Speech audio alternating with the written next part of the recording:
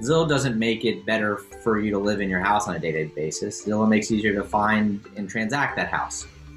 And we're that piece of it.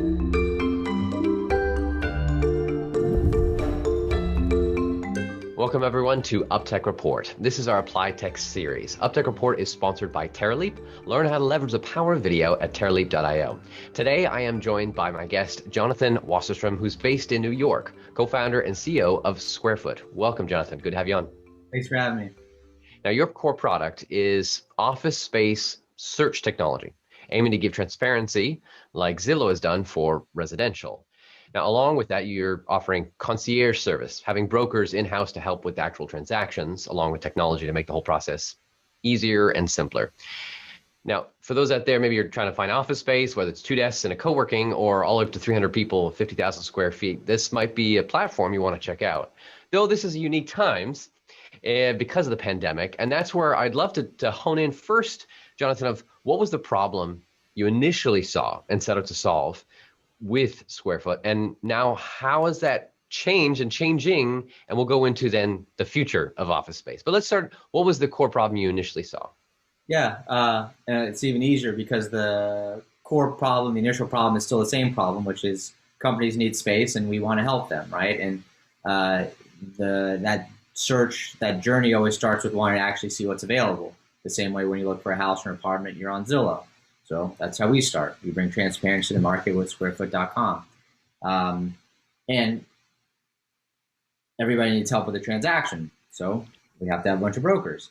Was the problem not being solved before, or like, did you just have a different take on it? Just it wasn't easy enough? There was no transparency. The traditional brokerage experience is pretty shitty. There's no technology. There's a whole bunch of culture issues that we can get into that aren't terribly interesting, so we probably won't get into them. But there's a much better way to go through the commercial real estate leasing process, and that's what we bring here at SquareFoot. Gotcha. And would you say that the commercial side was lagging on compared to the residential side as far as technology adoption? Yeah, 10 years on a good day behind. Nice. So that's your aim, to solve that, bring technology, make it more transparent, and still offer the concierge part, because people don't want to, they still want handheld throughout the whole process. Yeah, it's a transaction you're not doing very frequently. It's a big one. It's messy. Why do it by yourself? Got it. And interesting, you're not just doing larger space, you're even doing co-working space. Everything, right? We get back to that same problem, right? Which is businesses struggle finding, transacting, and occupying real estate, and we're here to solve that. And the nice thing for us, because of technology, we're able to do things a lot more efficiently. So we can profitably and economically work a transaction for the two of us when we're just the two of us in a co-working space. And then the nice thing for us is then our company grows with SquareFoot. And now I'm talking about myself on both sides of the table here. But it works. The target market that you're helping, is it just New York at the moment? Our main market is New York. The platform is live all over the country. We've done deals in all the top 20 markets, most of the top 30 markets. First part of next year, we'll be officially launching from a brokerage perspective, a couple new markets, which we're really excited about. Awesome.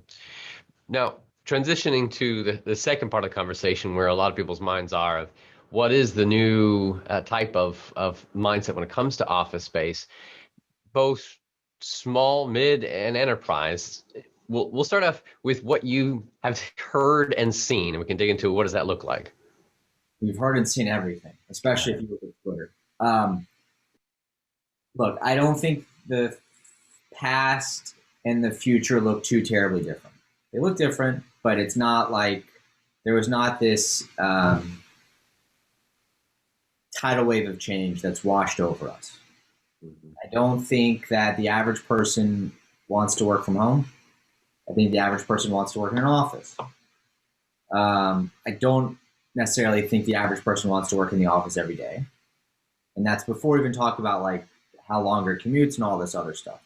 But I don't believe that the average person, now I'm going to say something that's provocative, the average person who wants to do a good job at their job, if they're being honest, thinks that they're doing that best in their pajamas on their couch or even in their home office. That, I like how you said that it could be a provocative question because there are some people that may disagree with that, but I would agree that that's not everyone. And by the way, if that's actually how you think you do the best work, then that's where you should work. Hmm. I don't believe most people do their best work in their pajamas on their couch. That doesn't mean there's not a ton of benefits of working from home. I get to see my 7-month-old kid like 6 times a day. When I go into the office Tuesdays and Thursdays, I don't. Hmm. So that sucks. I really like my 7-month-old kid. I'm a lot more productive in the office.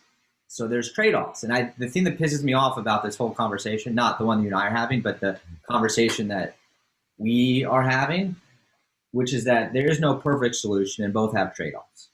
Right? People who think remote is the future say, oh my God, do you know how bad it is to work in an office and then you commute and then they like punch you in the face when you walk in the door and then on your way out they trip you. And could you imagine that we've actually lived our lives like this?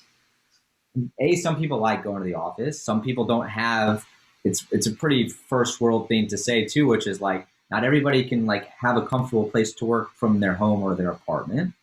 And then the people, you don't have too many people yelling from the rooftops that the office is the only, I don't think anybody believes that everybody should be back in the office 5 days a week going forward.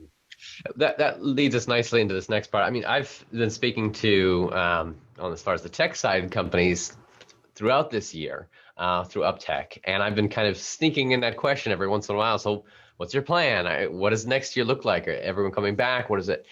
And the most common answers is a hybrid. And I think it sounds like everywhere it's just going to come back to a hybrid model. So looking at that for a moment, what do you think is the realistic kind of next step? Are people going to change either the quantity of office space they have, like the size of the space? Are they going to have more locations in different places? I don't know yet. Right? It's my job to know, and I don't know yet. So I think it depends on the size of business. Like if I have a 7-person company, do I have 3 offices?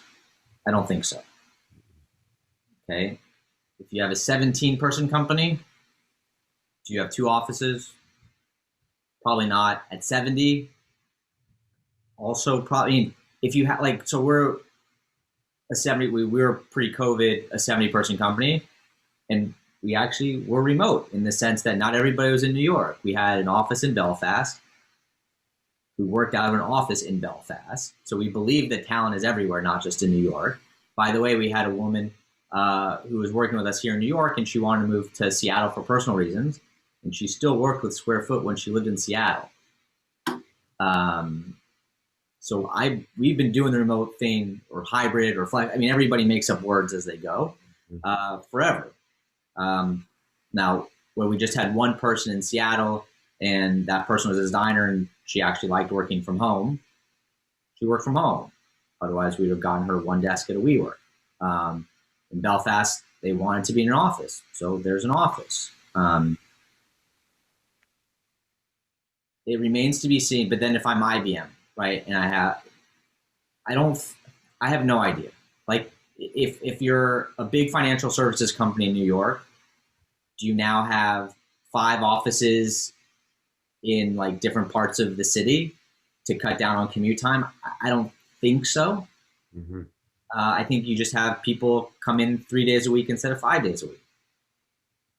I don't think JP Morgan is like gonna, we live in Westchester. I don't think JP Morgan opens up a Mamaroneck office, nor should they, I don't think. Mm. So, You mentioned also earlier about WeWork or co-working space. Do you think there's going to be a rise then in co-working space?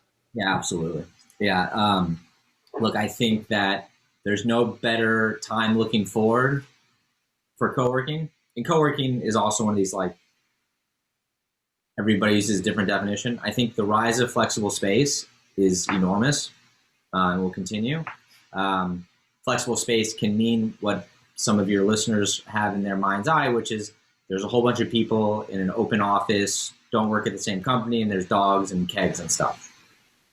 That's part of flexible. That's not all flexible. A lot of flexible is also, if you go to WeWork, there's a ton of private offices. right? 4-person companies or 4-person side offices. I think you'll see a lot more of that. By the way, I think you'll see it for 40 and 400-person companies too. I think more people will want more flexibility, and that was people like to talk a lot of trash about WeWork. One of the things WeWork did very well was show that if you offer people the option between a long-term lease and a short-term lease, they will take a short-term lease, even at a premium, right? They're willing to pay for flexibility. And that's only going to increase going forward, especially as there's surely going to be, like, the question is, like, how much does one have to believe that, like, a hub and spoke system turns into it, where I have, like, a downtown headquarters and then satellite offices in the periphery, not like within the same city, but like, great, we'll put one in Connecticut and one in Jersey and whatever, to use a very New York tri-state example. You don't have to have that much movement at the margin to have a pretty seismic impact on what the real estate market actually looks like. Have you seen anybody making decisions now or fairly recent to make changes? We're seeing more and more people enter the market and more people either getting ready to or actually starting to make decisions. And we saw that kind of in a couple of, no pun intended, waves. So the first wave started actually pre-vaccine, where, again, not what you read on Twitter or in the New York Times, but there's a lot of people who wanted offices. And we see that because people, when they want offices, believe it or not, the first thing they do is actually not call the New York Times and not tweet about it. They go online and Google downtown office space. And we saw a bunch of that start to pick up pre-vaccine, because I think that first wave of people were tired of the current environment, right? And then it said, we don't know how long this is going to be, and we need to start getting back to some semblance of normalcy. We're going to look for more space than we might have, and also less. More because we need more per person, but less because not everybody's coming back to the office as regularly. And then we've now seen another wave post-vaccination, where people are like, great, like by Q2, end of Q2, this is hopefully in everybody's rearview mirror. By the way, if you're a company of any size, you're making real estate decisions 3 to 6 months in advance. So we're now 3 months from where even like the average scenario plays out. We're done with this. Not like done, but like everybody should get vaccinated. But everybody who wants to get vaccinated is vaccinated. A lot of people who haven't got vaccinated will be sick by then, hopefully recovered as well. But you get to this point where enough people either have had it by then, 4 months from now, or have been vaccinated, so that you can now, like, probably still wear masks, by the way. I think masks will be with us for a while. But ready to get back, like, closer to what normal used to look like. Interesting timeline you shared. So you're actually seeing that data even on your own site of the searches, and people are looking at this type of stuff. Yeah. Maybe I should start tweeting about that more. But. Well, it's the people who have the data that need to share that it's happening. Because you're right. When someone is searching, if I was searching for office space, I'm not going to start telling everyone, hey, I want to get back into an office. You're just going to be doing it. But remarkably, the people who think that remote is the future don't stop tweeting about it. Talking about wanting to talk about a change, but not everyone is desiring it. And I agree with you. I feel like there was a certain amount of time it was novelty. It was a novelty. And then you realize, wow, I could really use some quiet. So a dedicated space. Like I said, pluses and minuses, right? And like, I have a little less than an hour commute from where we are into my office now. I'm glad I only do that twice a week and not 5 days a week. And I'm glad that it snowed a lot yesterday. Usually I go in on Thursdays. I didn't go in on Thursdays. Coming back to your platform and technology, what do you see as the future, though, of commercial space, office space, interchangeably you can use that, when it comes to making it easier? What's the future look like? There's a bunch of things we don't spend much time with, which is like the day-to-day occupancy of the space, where there are tech solutions that are making stuff better there. Look, the stuff we care about is the same way thinking about Zillow. Zillow doesn't make it better for you to live in your house on a day-to-day basis. Zillow makes it easier to find and transact that house. And we're that piece of it. That's where we spend all of our time. Luckily for us, there's a ton of very crappy things that happen between when you say, I want office space, and when I get office space. And when you get office space, that gives us plenty of work to keep busy from a product perspective. What would you say is one of the most interesting or exciting features that you guys have worked on or released or about to release that you would want to share? Yeah, I mean, so we've been bullish on flexible space for a couple of years now. And we think that only picks up steam coming out of this.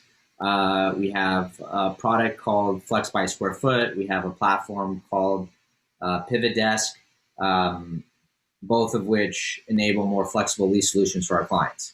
And as excited as we were about those February 15th of this year, I'm a whole hell of a lot more excited about them a couple of days after December 15th. Talk about particularly like the pivot desk and how does that change? Because that's in the co-working space role, or how's that? Where does that play a role? Call that I don't know what we want to call it, co-sharing. Co-sharing, okay, because you can lease out smaller pieces of it. Yeah. So it's technically co-working has this co-working. When I think of co-working, there's 50 companies in 300 desks in this massive open area. That's not really what Pivot Desk is. Pivot Desk is I have a lease of 8,000 square feet, and we have kind of 20 extra desks, which is our growth space, and we invite one other company to be our roommate for a few months. And you're effectively providing an option for people to search through and or list said spaces under that.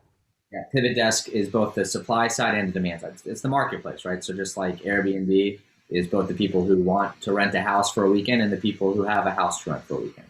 What's your competition look like on that type of business model opportunity? Nobody really direct, but a ton of indirect, right? In the sense that when we think about competition, it's what's the job to be done, to quote that whatever business cliche, and then how else can somebody go about doing that? So if somebody's looking to go rent 20 desks, they can go to the WeWork, they can go get direct space, which we can help them with both of those things. Or the right answer for their real estate solution, for the real estate problem, might be 20 desks in a cohabitating with one other company. The benefits of cohabitating with another company versus just getting some space at a co-working space, if you look from the one who would want to get it, is there any benefits that you can see, the direct benefits? It's generally cheaper. It's more personal, right? You have one roommate. It's the difference between this isn't a good analogy, staying in a hotel where you have 50 roommates, and then just now we have a 2-bedroom apartment. Mm-hmm. And it's generally more customized, not in the sense it's customized for you with the 20, but if you walk in, and whether you like it or don't, I don't care. But when you walk into a WeWork, it looks like a WeWork. When you walk into an Industrious, it looks like an Industrious. When you walk into a Convene, it looks like a Convene. They all look fine, but when you walk into 10 different offices, they all rhyme with each other, but they're not carbon copies. So mm-hmm. That too. As far as then those who are supplying the space, what's the benefit for them? Or because I see potential negatives of okay, you have another person inside your organization, but I guess it's the cost benefit as long as it's a good fit. Yeah. Look, I think there's a lot more benefits than costs. Knock on wood, I don't think we've had or heard of many horror stories where you meet the person first and it's just roommate, probably millions of people find roommates on Craigslist. And they're clearly psychopaths out there, both from a residential perspective and a commercial perspective. But anyway, so that's not really an issue. You have somebody else who's not you in the space. The plus side is you don't look at a bunch of empty desks, and the plus side is you make a couple of dollars on it. So, look, we've been on both sides of it, and we think it's great. That doesn't mean just like with everything else. I'll tell you what I do. I'm never providing advice unless you say, Jonathan, what should I do with my particular situation? Got it. But I appreciate the lay of the land. And if anything, going forward, I feel like people are going to look for new options, new solutions, new ways to make it work versus just a traditional, hey, let's get an office space for 5, 10 years and roll with it. Yeah. What if you were to give a word of wisdom to someone that is trying to decide, plan, getting a new office space, changing, just a word of wisdom overall, what would you share? Offices are great. That's it, period. Yeah. I mean, I believe in the benefits of an office. I'm probably biased, but also like I've talked to enough people who are not biased who can't wait to get back to the office. That doesn't mean there's not a lot of people who don't want to go back to an office. I think it gets back to what we said at the top of the hour. Like, maybe I should start being more provocative. I'll get more clicks, but I think the average person, when they want to do work, is not doing it from their couch. Which, by the way, from where we're concerned, like if everybody starts renting co-working that's close to where they live, that's still great for me. The only thing that's not great for me is if everybody sits on their couch. Mm-hmm. But I think that'll be bad for everybody because we as a country, we as a society will be less productive. And we like to actually see people and commune with people. We're human beings. But what people say is that should you let your HR department decide who you get to see? Interesting. Stupid, in my opinion.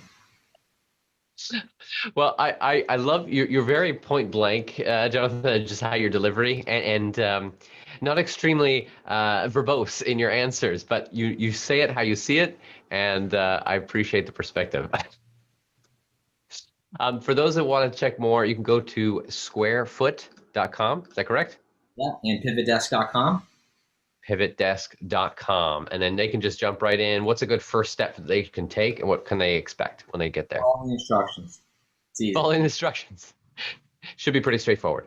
A lot easier than building IKEA furniture. There we go. Which that may be the next step once you get office space to buy some of that. Can also help you with furniture. As I can imagine, the whole technology stack to the whole office experience. Thank you so much, John, for joining us. Definitely go to squarefoot.com to see more of their platform. UpTech is sponsored by Terraleap. If your company wants to learn how to better leverage the power of video to increase sales and marketing, head over to terraleap.io and learn about their new product customer stories. Thanks, everyone, and we will see you guys next time. Have you seen a company using AI, machine learning, or other technology to transform the way we live, work, and do business? Go to UpTechReport.com and let us know.